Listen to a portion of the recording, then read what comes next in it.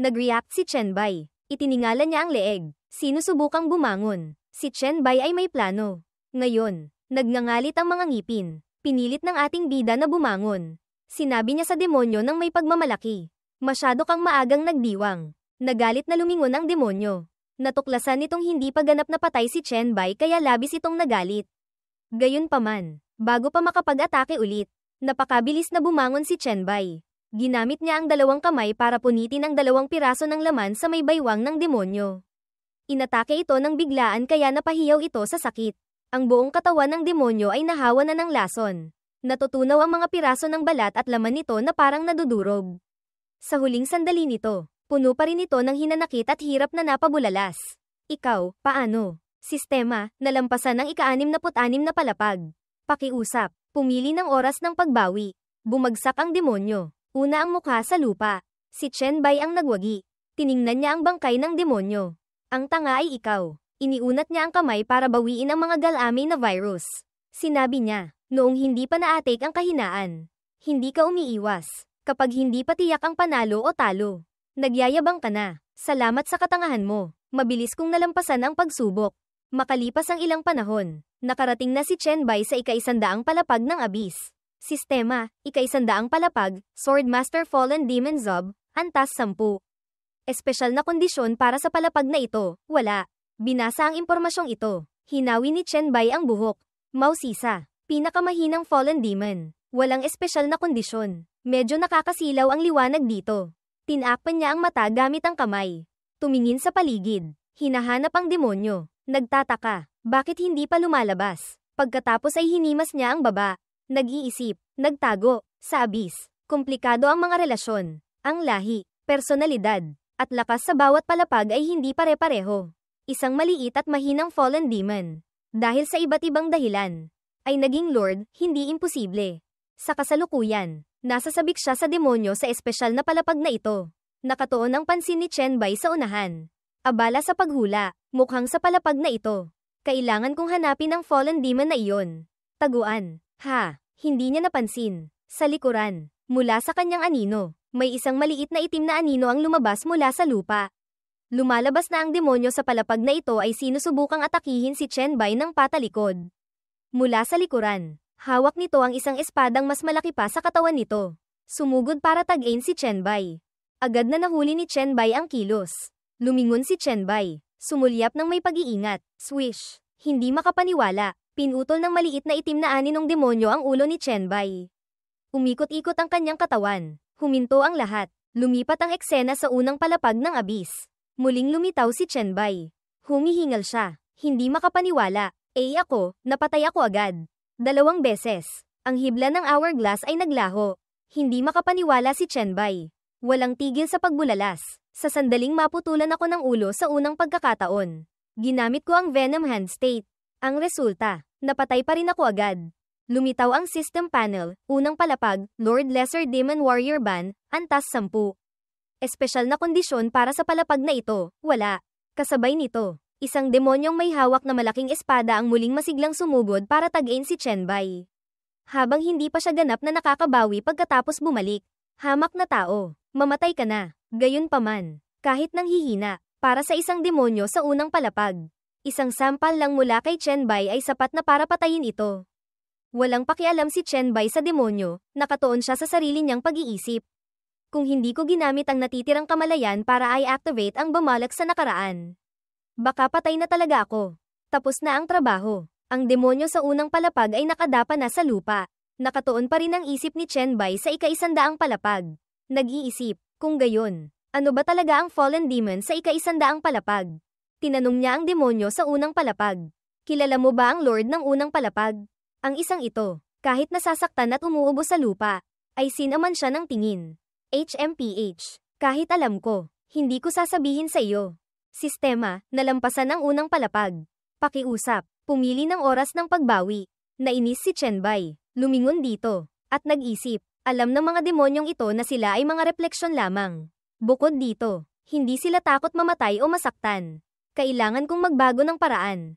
Samantalahin ang pagkakataon para makakuha ng ilang impormasyon tungkol sa ika-100 palapag. Sa ika-72 palapag ng Abyss, Madaling tinalo ni Chen Bai ang demonyo sa palapag na ito gamit ang sarili nitong espada. Habang tinutupi ang Mangas, tiningnan niya ito at bumulong. Burning Step Fallen Demon, ang pinakamababang uri ng demonyo. Sa basic attributes, hindi man lang ito makapantay sa mga tao. Ang maging lord ng ika-72 palapag ay marahil dahil lang sa swerte. Ang demonyong nakadapa sa lupa ay nakarinig nito at bumulong. Tao, pagbabayaran mo ang iyong kayabangan. Sa huli, mamamatay ka sa kamay ng isang fallen demon. Ang matitigas na salitang ito ng demonyo ay talagang nakakapagod kay Chen Bai.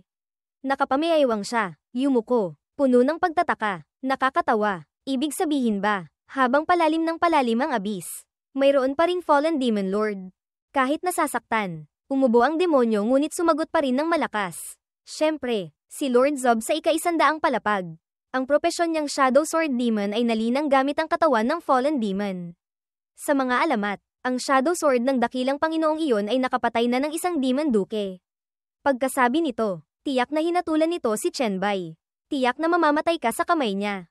Nakakabingi na. Tinapakan ni Chen Bai ng diretso ang ulo ng demonyo hanggang madurage. Tumingin siya pababa na may malupit at malamig na mga mata. Salamat. Sistema, nalampasan ng ika-72 palapag. Pakiusap, pumili ng oras ng pagbawi. Sa ika-100 palapag ng abyss, muling nakarating sa palapag na ito. Iba sa nakaraan, may karanasan na si Chen Bai. Tumingin siya sa paligid, nag-iisip. Shadow Sword Demon, isang propesyon na tanging ang 3rd Advancement Dark Knight Assassin lamang ang makakamit. Tinatayang S-rank ito, maliban sa kakayahang one-hit kill. Maaari rin itong gamitin ng anino para magpakawala ng mga atake ng espada. Kakaiba at hindi inaasahan ang mga pagbabago nito. Pag-isip nito, tila may naunawaan si Chen Bai. Tiningnan niya ang kanyang kamay at tiniyak. Laban sa isang Shadow Sword Demon. Wala akong lamang, ngunit laban sa isang Fallen Demon. Siyempre, may lamang ako sa attributes. Tumapak siya, gumalaw, lumipad, habang tumatalon. Pinaalalahanan niya ang sarili. Mag-ingat sa anino ko anumang oras. Huwag lumapit sa mga lugar na may anino. Panatilihin ang paggalaw. Habang tumatakbo, ikalat ang virus. Kung magpupumilit pa rin siyang humabol. Naghihintay na magkamali ako. Tiyak na mahahawaan ko siya ng virus na ito. Makalipas ang mahabang panahon, paikot-ikot sa ika-100 palapag. Hindi pa rin lumalabas ang demonyong iyon. Pagod na huminto si Chen Bai para magpahinga. Pagod siyang bumulong sa sarili. Ang tagal na. Ang pag-iingat sa lahat ng oras ay sobrang nakakapagod sa isip. Kailangan kong gamitin ang Venom Hand State para mabawi ang lakas ng isip. Kung hindi, mahihirapan akong magpatuloy. Ang kakayahang manatiling nakatuon. Pagkatapos makabawi ng kaunti, itinukod niya ang kamay para tumayo. Bigla, may isang espadang sumugod mula kung saan para atakihin si Chen Bai. Nagulat siya. Tinakpan ng sarili gamit ang kamay para umiwas. Napakasilaw. Ito ba ang pamamaraan niya? Habang hindi nakabantay, si Chen Bai ay naghahanap pa rin ng bakas ng demonyo sa ika-100 palapag. Nainis siya. Hindi. Mali. Hindi niya napansin. Sa ibabaw ng ulo ni Chen Bai, lumabas ang ulo ng demonyo mula sa ibang dimensyon. Hindi pa rin umaatake ng patalikod. Mabilis na tumalon ang demonyo. Handang putulin ang ulo niya sa pangalawang pagkakataon. Ngunit hindi na ganoon kadali. Ginamit ni Chen Bai ang kamay. Ginawa itong isang malaking kalasag para harangin ito. Ang kabilang kamay ay agad na hinugot at ipinatawag ang espada. Tumalon siya paatras para mapanatili ang distansya sa demonyo. Kasabay nito, kinontrol niya ang 3 espada para sumugod. Ang demonyo sa ika-100 palapag ay may pinakamataas na evolved na anyo sa lahat ng nakaharap niya. Nakakapagsalita pa ito ng wika ng tao. Itinaas nito ang matalim na talam ng espada. Itabi mo ang iyong matalim na espada. Tao, nanalo ka na. Lumitaw ang system panel, ika-100 palapag, Swordmaster Fallen Demon Zob, antas 10. Ang demonyong ito ay hindi kasing yabang ng mga nasa mas mababang palapag. Tinanggap nito ang pagkatalo, tumingin ng diretso kay Chen Bai. At matatag na sinabi, ang limitasyon ng pagsubok ang pumipigil sa akin na gamitin ang buong lakas ko. At nahawaan na ako ng iyong virus. Ito na ang huling buong lakas kong atake. Kasabay nito, ginawa niyang anyong talam ng espada ang kanyang braso. Sumagot si Chen Bai, ganun ba? Ang demonyo ay unti-unti nang naglalaho. Tumayo ito ng matatag. Sinabi ang mga huling salita kay Chen Bai. Tao, mag-ingat ka. Kung malalampasan mo ang pagsubok, malugod kitang tatanggapin sa ika-100 palapag ng abyss para makipaglaban sa akin muli. Bagamat sa kasalukuyan mong kakayahan, hindi pa sapat para malampasan ang pagsubok. Inaasahan ko pa ring magtatagumpay ka. Pagkatapos ng eksenang ito, muling nag-abiso ang sistema, nalampasan ng ika-100 palapag. Pakiusap, pumili ng oras ng pagbawi. Si Chen Bai ay naging seryoso rin. Tinitingnan ng papawalang anino ng demonyo sa ika-100 antas. Tiyak na sinasabi, magtatagumpay ako. Nakatayo sa harap ng naglalahong anyo ng demonyong si RBT, si Chen Bai ay may malaking paggalang din sa diwa nito. Nangako siya, sa susunod nating pagkikita, tiyak na haharapin ko ang iyong mga kasanayan sa espada. Sa kasalukuyan, si Chen Bai ay nasa ika-200 antas ng kalaliman. Isang mariingal na palasyo, napaka-elegante ng paligid niya. Iba ang lugar na ito sa nakaraang 179 na antas na puro bato lamang. Paglitaw ni Chen Bai, nakita niya ang anyo ng isang babae na nakahiga sa sofa at nagsalita. Kumusta, Panginoon ng ika-200, ika-200, antas ng kalaliman? Mahal na Elmia, ang nahulog na anghel. Tumingin siya sa paligid at nagpatuloy sa pagsasalita. Ipinatawag niyo ako rito. Nais niyo bang simulan ang pagsubok sa labanan? Tama ba? Lumitaw ang sistema, ika-200 antas. Panginoon, Elmia, ang 6 na pakpak na nahulog na anghel. Antas 10. Espesyal na kondisyon para sa antas na ito, wala. Sa harap ni Chen Bai ay isang babae na may kagandahang nakakapukaw ng damdamin. Ang kanyang mga pakpak ay kinulayan ng itim. At ang kanyang kilos ay mukhang napakakalmado. Sumagot si Elmia, paano mangyayari iyon? Nakakapagod maglinis ng palasyong ito. Tiningnan ng babaeng ito si Chen Bai nang may pananabik at nagpatuloy. Gusto talaga kitang palayain agad. Ngunit may kaunti pa akong kuryosidad. Pagkatapos ay ikinaway niya ang kamay. Tinatawag si Chen Bai papalapit. Marahang sinabi, halika rito, umupo ka, agad. Sa ilalim ng kanyang mahahaba at mapuputing kamay, lumitaw ang isang eleganteng set ng mesa at upuan. May kasama pang 2 baso ng alak. Samandal ang anghel, naghihintay sa kanya. Magalang na sumunod si Chen Bai. Lumapit, hinayla ang upuan. Anong kuryosidad, mahal na Elmia? Ang nahulog na anghel ay komportableng samandal sa upuan. Tinakpan niya ang bibig, ngumiti ng mahiwaga, at tinanong si Chen Bai. Batay sa iyong lakas, paano ka nakaakyat sa ika-200 antas? Kahit na mapalad kang natalo mo ang kasuklam-suklam na lalaking iyon. Si RBT, alam mo lang magsanay at umatake ng patalikod. Pagkatapos ng mga salitang ito, nagpakita si Elmia ng malinaw na kuryosidad dahil hindi siya makapaniwala na nalampasan ito ni Chen Bai. At pagkatapos noon, hindi kakaunti ang mga mas mahirap harapin kaysa sa kanya. Hindi pa nakaupo sa upuan. Ipinatong niya ang kamay sa sandalan at sumagot. Ang aking alas para sa tagumpay ay hindi ko masasabi sa iyo. Ginang Elmia, ang tono na ito ay lalong nagustuhan ni Elmia kay Chen Bai. Sa lugar na ito na puno lamang ng mga demonyo, ang anghel ay nagpatong ng baba sa kamay. Inanyayahan siya, wala akong balak na alamin pa ng malalim ang tungkol sa iyo. Ngunit nababagot lang ako rito ngayon. Kaya, umupo ka't uminom tayo ng isang baso. At ikwento mo kung paano mo nalampasan ang mga iyon. Pagkatapos, hahayaan kitang umalis. Ano sa tingin mo? Napaka-sweet naman. Kinuha ni Chen Bai ang bote ng alak. Maginoong nagsalin muna sa baso. At sinabi, kung gayon, ano ang nais malaman ni Ginang Elmia? Hinaplos ni Elmia ang kanyang magandang mukha. Tumingala, at nagsalita, gusto kong malaman. Pagkasabi niyon, sumandal siya. Ang kanyang mukha ay walang emosyon ngunit puno ng kuryosidad. Tungkol sa kasuklam-suklam na lalaki sa ika-105 antas. Yung malagkit na halimaw. Naalala ang ika-105 antas, Panginoon ng mutated demon. Pinagsama-samang laman at dugo na si Saro. Antas 10, kalaliman antas 105, latian. Tapat ding ikinwento ni Chen Bai ang lahat ng kanyang nasaksihan. Ang nilalang na iyon ay parang isang lawa ng giniling na laman na bumabalot sa lupa. Kapag hinawakan mo lang, agad kang lalamunin. Mas mabilis siyang lumamon kaysa sa akin. Nang mahawakan ko siya, kinain na niya ang kalahati ng aking katawan. Sumandal si Elmia sa upuan. Nabighani habang nakikinig kay Chen Bai. Nagtanong siya ulit ng may kuryosidad. Kung gayon, paano mo siya natalo? Pagkatapos ay inubos niya ang laman ng kanyang baso. Nakipagtulungan din si Chen Bai. Inubos niya rin ang kanyang baso. Natural siyang tumayo sa harap ng nahulog na anghel at sinabi sa kanya. Kung mahilig siyang kumain, hinayaan ko na lang siyang kumain. Tutal, hindi naman ako madaling tunawin. Itinaas niya ang kanyang kamay na may kakayahan ng virus at buong pagmamalaking ikinwento ang taktika. Marahil ay hinayaan ko siyang kainin ang daan-daang braso.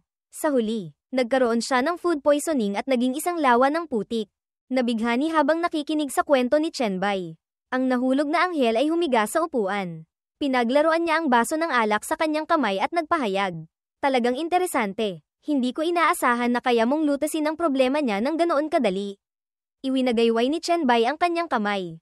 Hindi mayabang. At sinabi, hindi iyon madali. Tutal, napakasakit tanggalin ang braso mula sa katawan.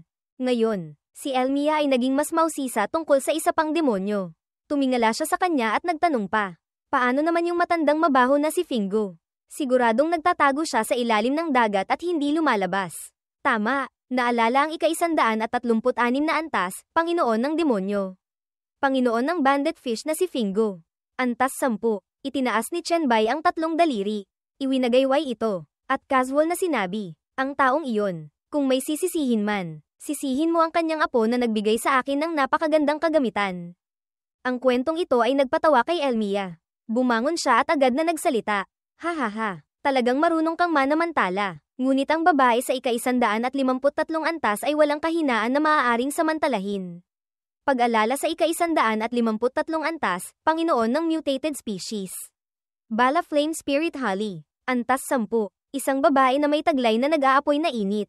Perpektong katawan. Gayunpaman, ang kanyang panlabas na depensa ay napakahirap galawin. Nang mabanggit si Holly, inalag ni Chenbei ang baso ng alak sa kanyang kamay. Hindi mapigil ang humanga sa taong ito. Tama ka, talagang napakalakas niya. Pinatay niya ako ng 15 beses na sunod-sunod. Yumuko siya at nagpaliwanag, ngunit ang mataas na temperatura niya ay walang epekto sa aking virus. At ang kanyang katawang lava ay nagpahirap sa akin na umatake.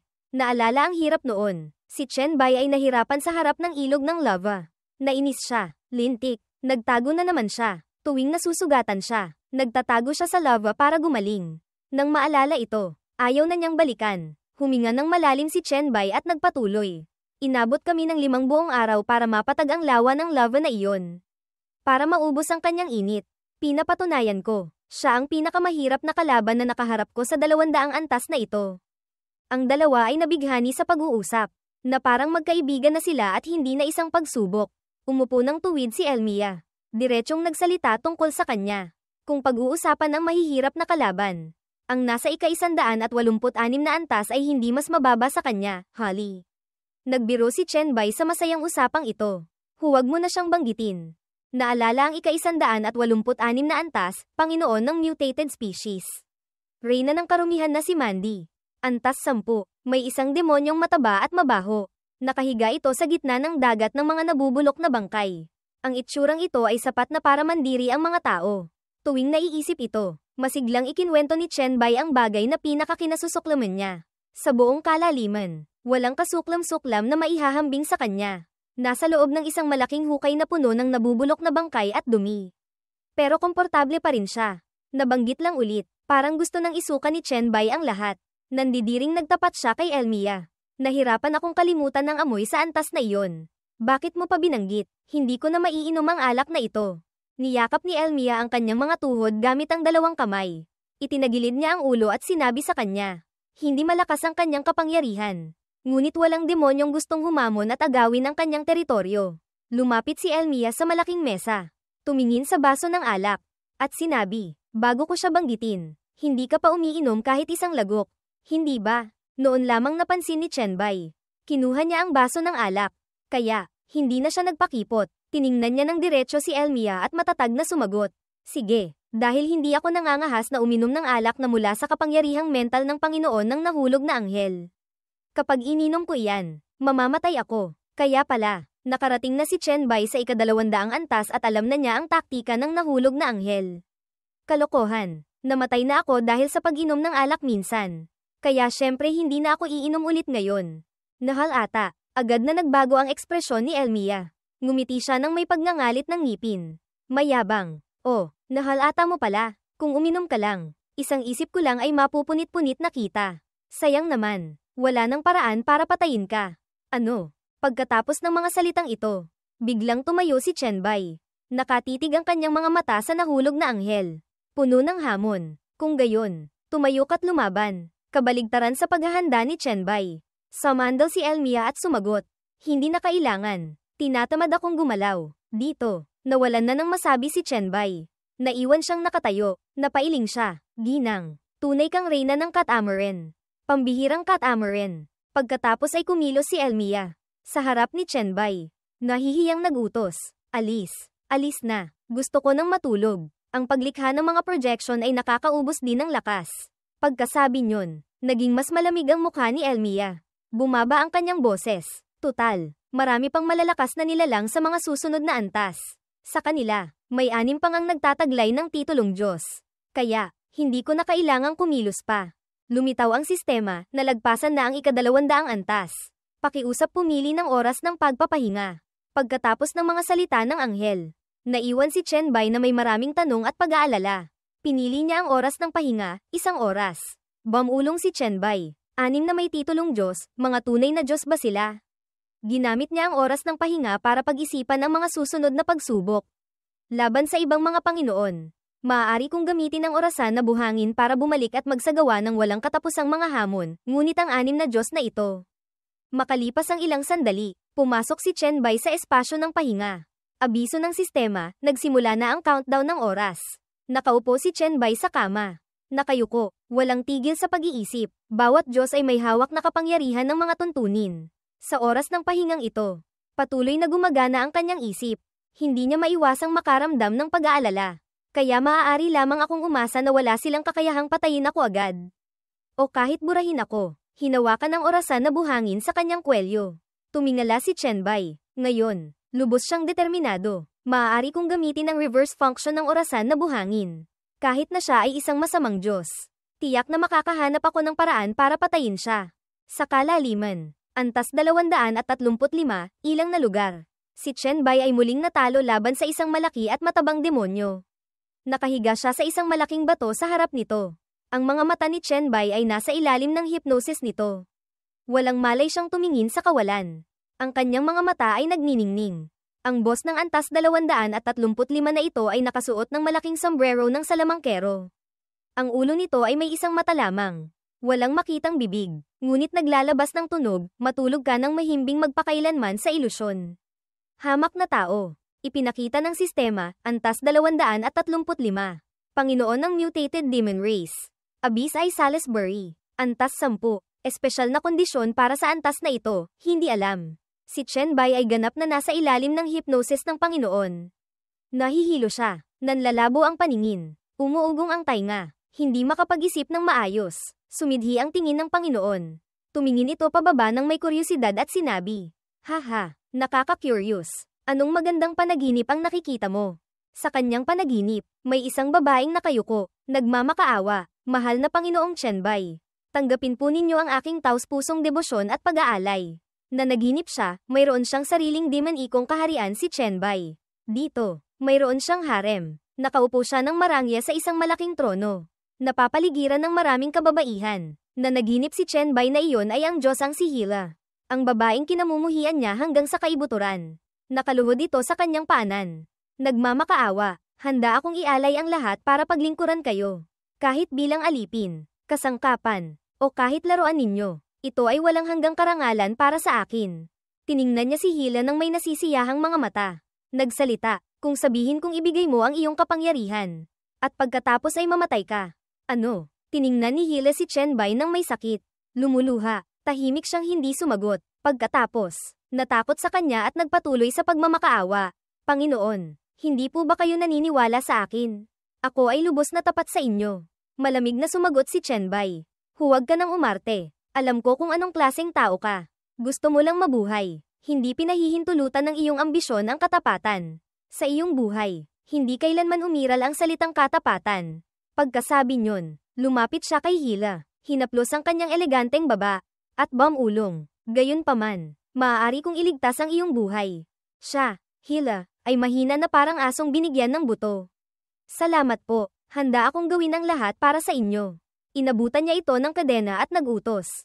"Kung gayon, isuot mo ito. Atali mo ang sarili mo sa tabi ng tarangkahan. Maging asong tagapagbantay ka." Ang kadena ay inilapag sa harap ni Hila.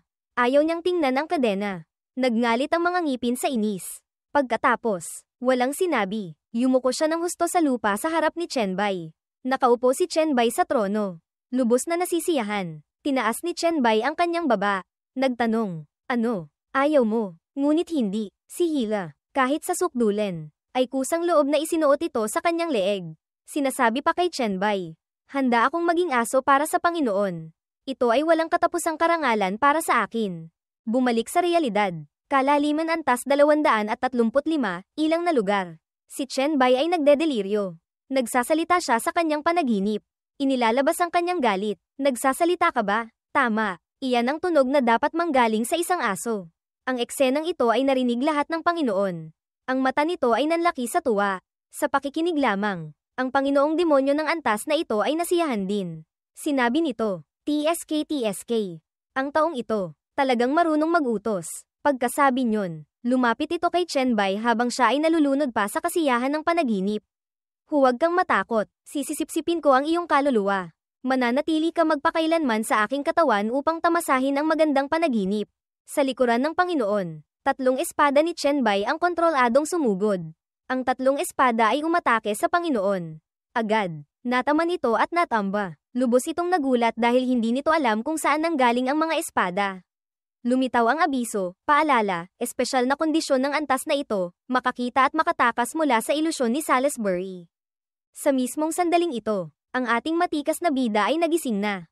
Hinayla niya pabalik ang 3 espada bilang harang. Pagkatapos ay dahan-daang tumayo at nagsalita. Kahit maganda ang panaginip na ito, hindi pa rin ito realidad. Kung mananaginip ako magpakailanman, nakakabagot iyon. Ang demonyong Panginoon, na inatake at tumutulo ng likido, ay kumuha ng bendahe at idinikit ito sa mukha. Hindi nito mapigil ang magtaka tungkol sa kanya at nagtanong, kailan mo pa nakikita ang ilusyon? At nakatakas ka pa nang hindi ko namamalayan. Tumayo siyang muli nang may panganib sa ilalim ng anino ng antas 235. Mahinahong nagsalita si Chenbei sa harap ng Panginoon. Hindi mahirap makita ito dahil hindi mo ginagaya ang presensya ng isang Diyos. Marahil kaya itong gawin ng iyong tunay na anyo. Ngunit sa pagsubok, ikaw ay antas 10 lamang. Pagkasabi nyon, iwinasiwas niya ang kamay. Pinalutang ang 3 espada. Tumayo siya ng tuwid. Direktang hinarap ang Panginoon. Sumigaw. Ang paraan ng pagtakas ay mas simple pa. Dahil ang mga espiritu ng espada ay hindi mo nahila sa ilusyon. Mayroon silang sariling pag-iisip. Nainis ang Panginoon. Bumagsak ang mga talukap ng mata nito. Tiningnan ng masama si Chenbei na may anyong napahiya. Kung gayon, maaari mo na pala akong patayin mula pa sa simula. Ngunit gusto mo lang akong paglaruan. Yumuko si Chenbei. Nag-isip ng malalim. Hindi tumitingin sa mukha ng demonyo. At nagsalita, hindi totoo. Wala akong balak na paglaruan ka. Gusto ko lang magpahinga. Tutal. Pagkatapos bumaba ng maraming antas ng kalaliman. Ang aking lakas ay lubos nang naubos. Sa loob niya ngayon, para siyang naglalakad ng pagod at walang direksyon. Sinabi niya sa sarili, ang 200 antas na ito, libu-libong beses na bumalik.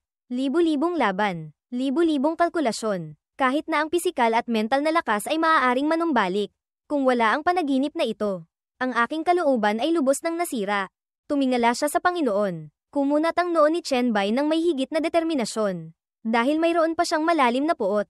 Nag-isip siya, sa kabutihang palad. Tinulungan mo akong maalala kung bakit ako umiiral. Kung hindi, malamang ay naging baliw na ako. Naipit sa walang katapusang siklong ito. Lumalaban ng walang humpay. Nagtataka pa rin ang Panginoon.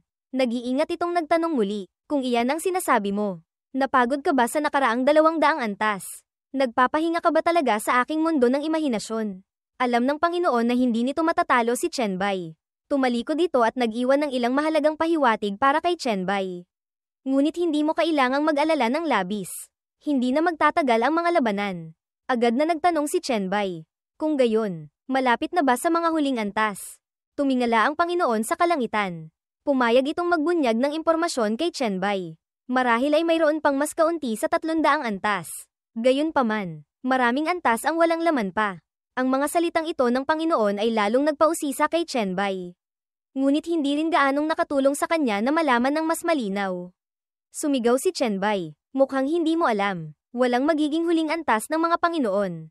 Ang kalooban, ng universo, at ang kalaliman ay palaging magpapatawag ng Panginoon ng antas na iyon para labanan ako. Tulad ng demonyong usok sa antas 215 na dating Panginoon ng antas 172 na may magaspang na kamay na parehong-pareho. Nakalaban ko na siya ng maraming beses. Ang pagtataka at haka-haka ni Chen Bai ay nagpatawan ng malakas sa Panginoon ng Antas 235 na ito. Sinulyapan siya nito at sumagot ng mahiwaga. Hahaha, wala akong sasabihin. Lahat ay babagsak sa kawalan kapag nagpatuloy ang laban.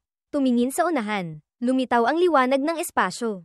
Ipinaliwanag ng Panginoon kay Chen Bai. Sa mga susunod na antas, kapag nakipaglaban ka sa mga may mataas na lakas, hindi mo sinasadyang masisira ang maraming suson ng espasyo ng sunod-sunod. Habang lumalalim ang antas, mas mabilis at mas malakas itong mangyayari. Naintindihan. Nagtatakang nagtanong si Chen Bai. Talaga. Pagkatapos, lubos siyang nagpasalamat sa Panginoon ng antas na ito. Yumuko si Chen Bai ng magalang. Salamat, Salisbury. Pagkatapos malampasan ang pagsubok, kung may pagkakataon, bibisitahin kita. Sinulyapan lamang siya ng Panginoon. Nagpakita ito ng malaking ngiti at nangako pa sa kanya. Hihaha, sa panahong iyon, ipaparanas ko sa iyo ang pinaka-perpektong ilusyon. Kung hindi mo ito malulutas, hindi kita hahayaang lumabas. Lumitaw ang abiso ng sistema, nalagpasan mo na ang Antas 235. Pakiusap pumili ng oras upang magpatuloy. Tumingin ng diretso sa sistema. Si Chen Bai ay tila nabawi na ang kanyang malakas na kalooban. Alam na niya ang paraan upang makatakas sa walang katapusang siklong ito at maaaring lumaban hanggang sa huli. Pinatunog niya ang kanyang mga daliri. Kumpiyansang sumigaw. 1 segundo. Sa puso, pinalakas niya ang sarili. Sige lang. Sobrang nasasabik ako ngayon. Pagkatapos noon, sunod-sunod na mga antas ang winasak ni Chen Bai. At ang mga walang laman na antas ay nilaktawan. Tulad ng sinabi ni Salisbury sa kanya. Gumagalaw sa kalawakan patungo sa mga bagong antas. Nag-isip siya, laktawan. Talaga bang maaaring laktawan ang mga gumuho ng antas? Hindi ko alam kung ilang antas ang malalaktawan sa unahan. Abiso ng sistema, papasok sa Antas 270. Paglipad sa kalawakan, hindi niya maiwasang magtaka. Sa katotohanan, nakalaktaw na ako ng 40 antas. Bakit napakarami? Sa susunod na bumalik ako mula sa simula, tatanungin ko ang nahulog na anghel, Elmia, at si Salisbury. Makalipas ang ilang sandali, sa wakas ay nakarating si Chen Bai sa Antas 270. Agad na nag-abiso ang panel ng sistema, Antas 270. Panginoon ng demonyo, Panginoon ng mga hayop, Baphomet, Antas 10. Espesyal na kondisyon para sa antas na ito, talunin si Baphomet pagkatapos malampasan ang labirinto. Pagkabasa ng abiso ng sistema, tumingin si Chen Bai sa paligid. Bamulong, Baphomet, Panginoon ng mga hayop. Kilala ko ang karakter na ito. Siya ang Diyos ng tribong Bayan. Ang paniniwala ng mga barbaro. Isa ito sa 6 na tunay na Diyos na binanggit ng nahulog na anghel, Elmia. Gayunpaman, wala pa ring galaw. Muling tumingin si Chen Bai sa paligid ng lugar na ito. Hindi niya mapigil ang magbulalas. Ang lupa ay puno ng dugo, talagang madilim. Pagkatapos ay tumingin siya sa labirinto sa harap niya. Pinaalalahanan ni Chen Bai ang sarili. Kahit na napakahirap ng mga nakaraang antas. Ngayon palang magsisimula ang tunay na pagsubok. Sinasabi na aatakehin ka anumang oras kapag pumasok sa labirintong ito. Kaya kailangan kong maging napakaingat. Ilang hakbang pa lamang ang nagagawa niya papasok sa labirinto. Si Chen Bai ay napakaingat pa rin sa unahan. Hindi inaasahan. Sa likuran niya mismo, lumitaw ang malaking si Baphomet mula sa kadiliman at itinaas ang kamao. Ang malaking anyo ng toro, si Baphomet, ay dahan-daang lumitaw mula sa likuran ni Chen Bai. Sinusubukan itong manatiling tahimik upang biglang umatake. Narinig ng bida ang yabag ng malaking toro. Natuklasan ito ni Chen Bai. Lumingon siya ng may mataas na pag-iingat. Sumugod si Baphomet na parang hangin. Itinira nito ang malaking kamao kay Chen Bai. Ngunit, napakabilis din ang kilos ni Chen Bai. Agad niyang ginamit ang kanyang braso na may kakayahan ng virus. Ginawa itong kalasag upang harangin ang atake. Nagbanggaan ang dalawang puwersa. Tumalsik ang galit na toro. At mabilis ding bumalik si Chen Bai sa depensibong tindig. Sinamantala ang pagkakataon. Binago ni Chen Bai ang kanyang braso mula sa kalasag patungo sa isang mahabang espada. Gumawa siya ng sariling armas para labanan si Baphomet. Lumipad pa itaas si Chen Bai. Umikot, at umatake. Iwinasiwas niya ang espada. Tumama sa toro. Sunod-sunod itong tumanggap ng mga ganting atake mula kay Chen Bai. Napahiyaw sa sakit si Baphomet. Tumingala sa langit, sa ilang sagupaan lamang. Ang malaking toro, na inaasahang napakalakas, ay pinabagsak ni Chen Bai. Natamba ito patalikod. Dumausdos sa sahig. Tapos na ang laban. Dahan-daang lumapit si Chen Bai. Tinitingnan si Baphomet. Hindi rin siya makapaniwala na natapos ito ng ganoon kabilis. Tiningnan niya ito. Nagtaka si Chenbei. Patay na. Pagkatapos ay yumuko siya upang tingnang mabuti ang toro. Lubos na nagulat si Chenbei sa kanyang nakita sa harap niya. Lumalalim. Hindi, ang anyo nito ay lumulubog. Agad na tumalon si Chenbei upang sunggaban si Baphomet. Kumuha siya ng buwelo. Tumalon. Ngunit malapit na ay hindi pa rin umabot. Sa sandaling ito, si Baphomet ay ganap ng lumubog sa mga baldoses sa sahig. Nanghihinayang siyang tumalon. Sumable. Sinuntok niya ang matigas na sahig. Isa lamang itong paunang atake. Tinitigan ni Chenbei ang lugar kung saan naglaho ang toro. Patuloy siyang nagdududa. Bumubulong. Naging dugo, naglaho, iyon siguro ay isang blood clone na ginamit para pigilan ang mga mananakop. Sa oras na ito, sa paligid niya ay patuloy na may maraming hindi maintindihang kaluskos. Nagtaka si Chenbei. Lumingon siya upang suriin ang paligid. Mula sa malayo sa labirinto, may isang anino na may mga sungay ng toro. Pagkakita sa madilim na anino, labis na nagulat si Chenbei. Napabulalas siya ng may pagkamangha.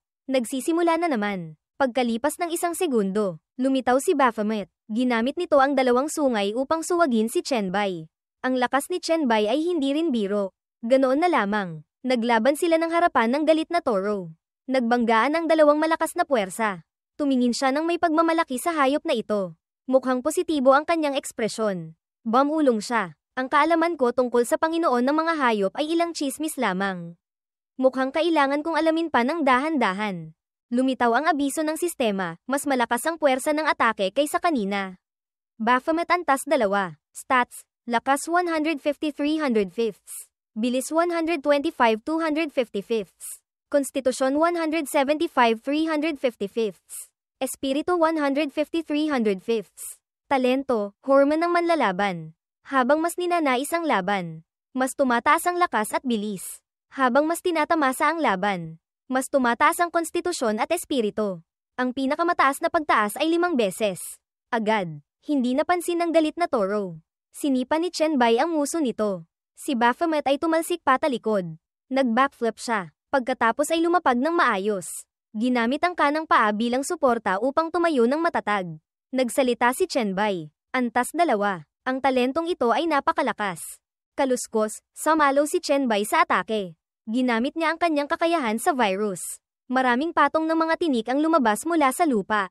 Tumama sa katawan ni Baphomet.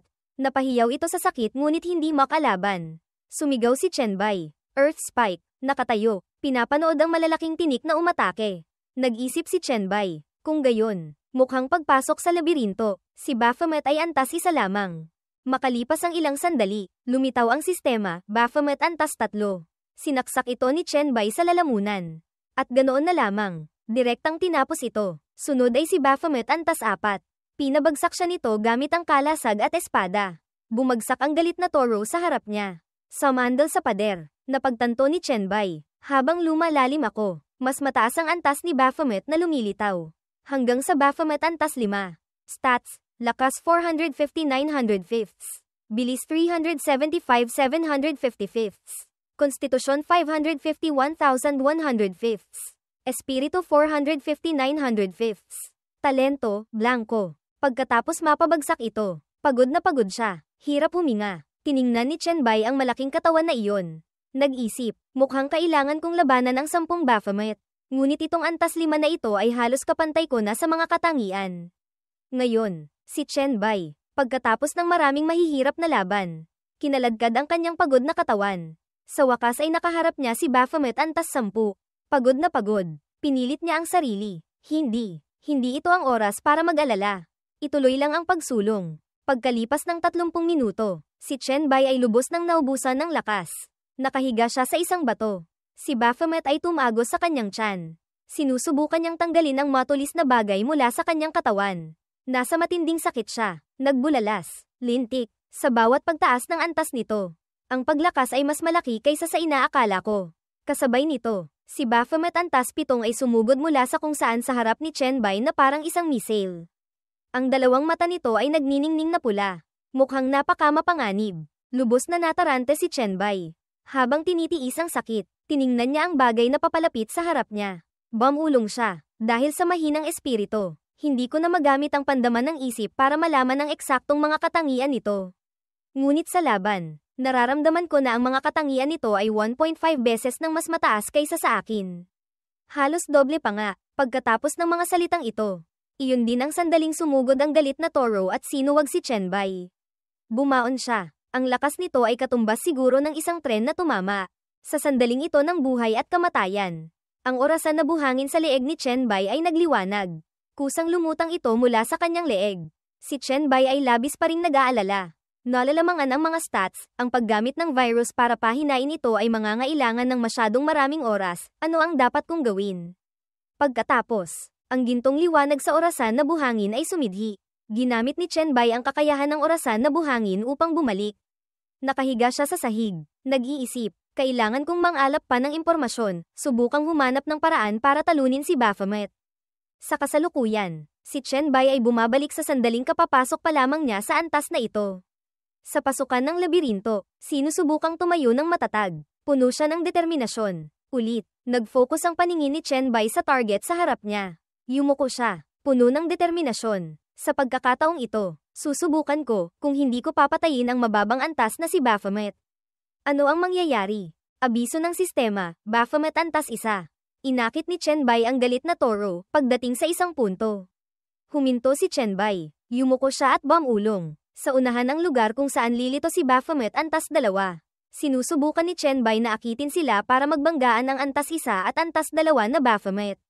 Gayunpaman, hindi nangyari ang inaasahan. Tumayo si Chenbai na tulala sa gitna ng daanan. Lumingon-lingon siya, naguguluhan. Hindi lumitaw. Bakit? Patuloy siyang tumingin sa paligid. Hindi kaya. Agad siyang humarurot. Ang lugar ni Baphomet antas 7 ay nalampasan na. Ito ay isang lugar na hindi ko pa napuntahan. Nagdududa ang mga mata ni Chenbai. Nag-iisip, hindi kaya, kailangan lang nang huwag patayin ang antas 1 na si Baphomet para madaling malampasan ito.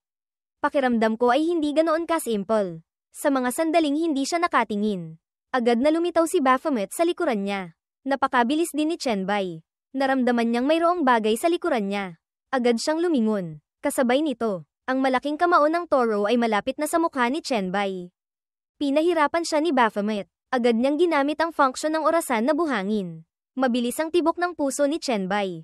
Hingal siya, natakot siya at nagbulalas.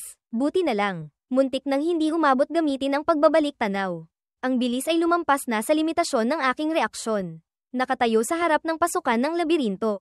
Napakamot siya ng ulo. Hindi mapigil ang matakot sa alaala kanina. Tiyak na si Baphomet antas 8 iyon o mas mataas pa. Ngunit bakit ako nakatagpo ng ganoon kataas na antas na Baphomet? Malinaw na hindi lumitaw ang mababang antas na si Baphomet kanina. Pagkatapos ng maraming beses na mamatay at bumalik, noon lamang niya natanto ang kakaibang tuntunin sa lugar na ito. Naiintindihan ko na, marahil ay iisa lamang si Baphomet sa labirinto, marahil ay naabutan niya ako. Tumingin sa loob, napagtanto niya, kung papatayin ko siya habang mababa pa ang antas niya. Muling isisilang siya sa mas malalim na bahagi at tataas ang antas. Kung hindi ko siya papatayin, patuloy siyang hahabol. Ngayon, gumuhit si Chenbai ng isang plano sa kanyang isip. Pagpasok sa labirinto, mababa ang antas niya. Mahina ang mga katangian, kaya madali ko siyang matatapos. Ngunit unti-unti siyang tataas ng antas habang lumalalim ako sa labirinto. Tumatanggap ng malaking pagpapalakas sa mga katangian. Kaya, ang maabyutan niya ako ay hindi maiiwasan. Kung gayon, may oras ako para gamitin ang virus para pahinain siya. Ngayon, nalilito siya. Hindi alam kung ano ang gagawin. Ngunit mamaya, kapag tumaas ang antas niya, biglang tataas ng husto ang mga katangian. Pag-iisip nito, tumingin siya sa screen ng sistema. Para makapaghanda, kailangan kong tingnan ang natitirang mga puntos ng virus kung may maaari pa akong i-upgrade na kasanayan. Lumitaw ang impormasyon sa sistema, uod ng isip. Maaaring baguhin ang sariling espiritu, isip upang maging uod at makahawa sa target. Ang espiritu ng nahawa ang target ay bababa ng malaki ang katatagan. Kasabay nito, lilikha ito ng mga negatibong emosyon, na magdudulot sa kanila ng mga problema sa pag-iisip. Kahit na tendensyang magpatiwakal, pagkabasa nito, sumigla ang kanyang espiritu. Tiningnan niya ito at kumpiyansang sinabi, "Dati, hindi ko pinansin ito, bagong kasanayan na lumitaw pagkatapos ma-unlock ang lakas ng isip.